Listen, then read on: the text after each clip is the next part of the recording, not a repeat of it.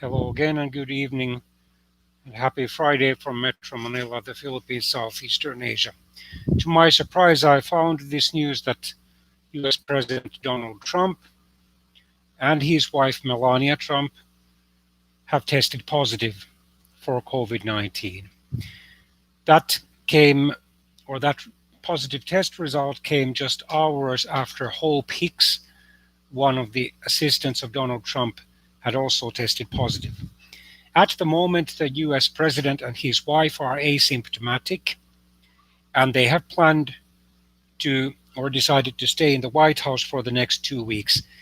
Of course, given the fact that Donald Trump is in a very tight election campaign against former US Vice President Joe Biden and is actually losing, at least according to most opinion polls, this definitely could not have come at a worse time. On Tuesday night, he and Biden clashed in the first of their planned three election debates on the television. Obviously, no election debates can be held, at least with the candidates being physically in the same place, until both are well enough physically to debate each other. All that Donald Trump can now do is campaign digitally, by Twitter, by telephone, by video, by television. But he can't now, for his own health and safety, leave the White House.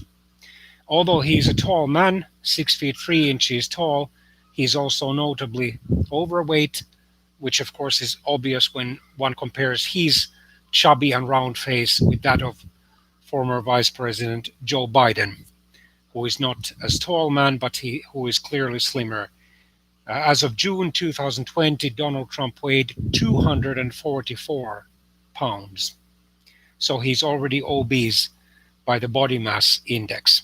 By contrast, Melania Trump, who is now 50 years old, so 24 years younger than her husband, and a former model, and who definitely has taken good care of her physical fitness, has a much higher chance of recovering and not even having any serious symptoms, given her clearly lower age and much lower weight and much better physical condition. But we will see then whether Trump is going to win any sympathy votes in the November the 3rd US presidential elections, or whether this actually is going to further diminish his chances, because now many of his critics would say that numerous times he had joked about the virus.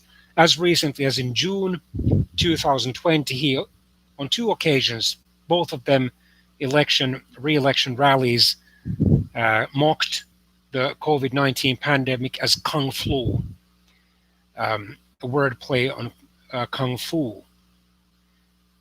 In February, he had called it a hoax, and even once in June, he had claimed that the COVID-19 pandemic is dying out. Of course, it isn't. There are well over 7 million infections in the United States alone, and over 200,000 deaths. And unfortunately, the number of people infected with the virus and the number of people who have died of the virus keeps increasing daily. Of course, new records are not set every day, but anyway, every day new cases and deaths are found both in the United States and in many other countries. So let's hope and pray, of course, that President Trump and his wife will recover, and above all, that God would use this time when they have to isolate themselves, and when especially President Trump will have to seriously consider the possibility of not recovering, given his age and weight, that they would get right with God, that they would become truly born again Christians, believers in Jesus Christ. And now those people who claim that God has raised Trump into the presidency as some sort of a special end time to had better prove that they really care about the salvation of his soul. So this is all I had to say. May God bless and help, have mercy on us all.